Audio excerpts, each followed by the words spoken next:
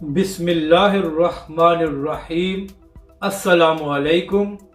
آپ دیکھ رہے ہیں یوٹیوب چینل عام سی باتیں۔ تحریک لبیک پاکستان ایک بار پھر میدان سجانے کو تیار۔ علامہ سعد حسین رضوی نے پروٹیسٹ کی کال دے دی۔ اس ویڈیو میں ہم اسی کے متعلق بات کریں گے۔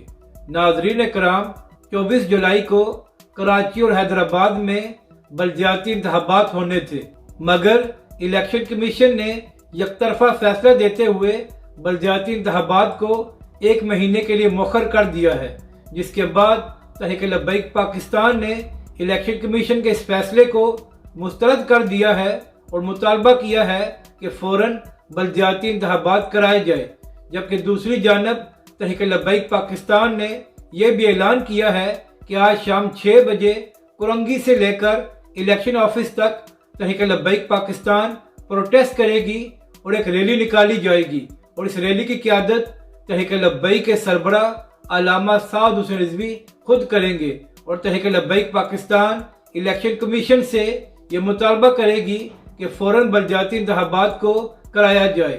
اپنی رائے کا ضرور اظہار کریں کہ آپ کو یہ ویڈیو کیسی لگی، اور ہمارے اس چینل کو بھی سبسکرائب کریں۔